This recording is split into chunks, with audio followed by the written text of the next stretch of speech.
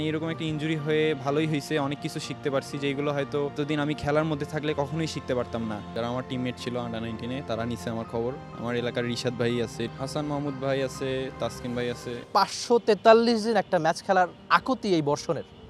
ইনজুরিতে ভুগছিলেন, তবে সবশেষ অবস্থা কি তার মুখে শুনি। আগে একটু জানতে চাই যে এখনকার অবস্থা কি, বর্ষণকে কবে আবার মাঠে বল করতে দেখা যাবে? এখনকার অবস্থা ভাই আলহামদুলিল্লাহ অনেক ভালো। আমার বোলিং শুরু করার প্রায় 1.5 মাসের মতো হয়ে যাচ্ছে, তো এখন পর্যন্ত কোনো সমস্যা হচ্ছে না, সব কিছু ভালোই চলতেছে। আর আমার যেই প্ল্যানটা আছে সেই প্ল্যান অনুযায়ী আর আপনার 2 থেকে 3 সপ্তাহের মতো আছে।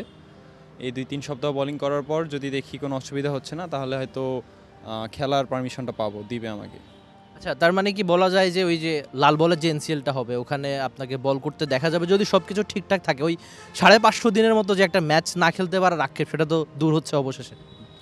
হ্যাঁ, ইনশাআল্লাহ। যদি আমি যেটা বললাম আর কি, যদি এই 2-3 সপ্তাহে যেটা বাকি আছে, যদি আর কোনো অসুবিধা না হয়, বসুন্ধরা টিস্যু, অশুদ্ধতার বিরুদ্ধে এক বিন্দুও ছাড় নয়, তাহলে খেলার পারমিশনটা দিবে। এখন তারপরেও সব কিছু সিলেক্টর বা আমার যে ডিভিশন আছে তাদের উপর ডিপেন্ড করতেছে যে তারা আমাকে নিবে কি না, এবং নিলেও কখন খেলাবে, সব কিছু তাদের উপর নির্ভর করতেছে। আর আমি মানে যেটা আমার ফিটনেস ক্লিয়ারেন্স, সেটা 2-3 সপ্তাহ পর হয়তো আমার ফিজিও দিবে আমাকে।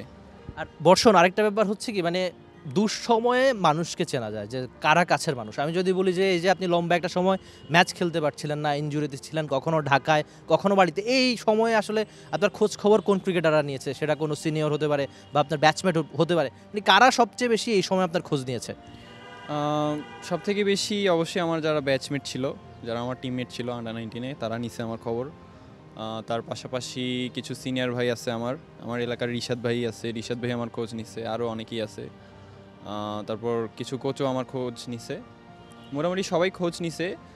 কোনো সিনিয়র পেসার? হ্যাঁ, হাসান মাহমুদ ভাই আছে, তাসকিন ভাই আছে। দেখা হইলেই তারা আমার জিজ্ঞাসা করে কতদূর আমি কী অবস্থায় আছি।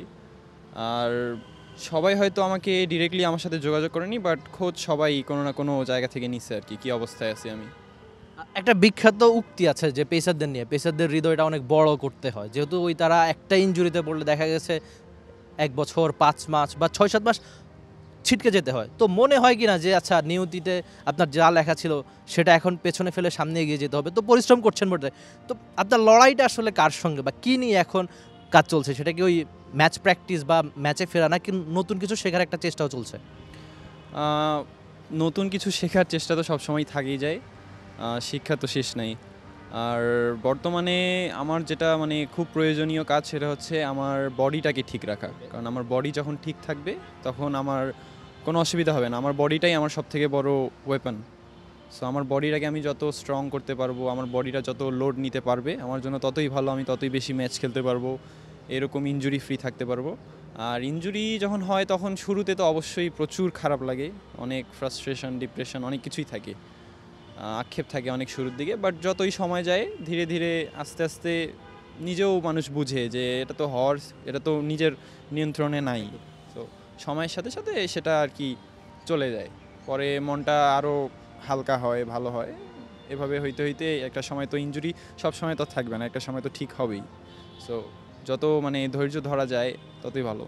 আর আরেকটা ব্যাপার হচ্ছে, আমার হুট করে একটা কোট মনে পড়লো, মানে আপনারা যখন ওই আন্ডার 19 এশিয়া কাপটা জিতে ঢাকায় ফিরেছিলেন, তখন আপনাদের কোচ বলেছিলেন যে একজন পারফর্মার যদি তাকে অবাক করে থাকে সেটা হচ্ছে বর্ষণ।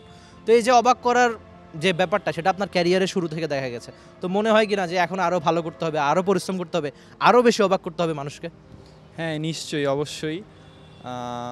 যেহেতু আমার নিজের উপরই আমার এক্সপেকটেশন আছে, তার উপর আমার ফ্যামিলি, আমার ফ্রেন্ডস, ইভেন যারা পছন্দ করে আমাকে বা যারা আমার খেলা ভালো লাগে, যাদের সবারই এক্সপেকটেশন আছে আমার উপর। সো এটা আমার উপর একটা দায়িত্বর মতো যে তাদের এক্সপেকটেশনগুলো, তাদের যেই আমার উপর ভরসা, আস্থা, এগুলো যেন আমি তাদেরকে প্রতিদান দিতে পারি।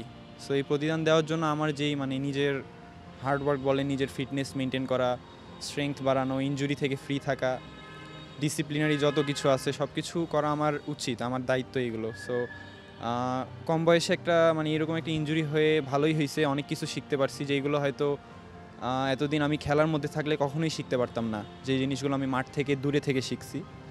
সো যা হয় ভালোর জন্যই হয়, এবং আলহামদুলিল্লাহ আমি এখন যেই পরিস্থিতিতে আছি সেটার জন্য, এবং ইনশাল্লাহ পরবর্তীতে যখন সুযোগ আসবে খুব ভালো করার চেষ্টা করব। For more updates, subscribe to our YouTube channel and click on the bell icon. Follow us on Facebook and Instagram. Download T-Sports app to enjoy exciting games and highlights. Visit tsports.com.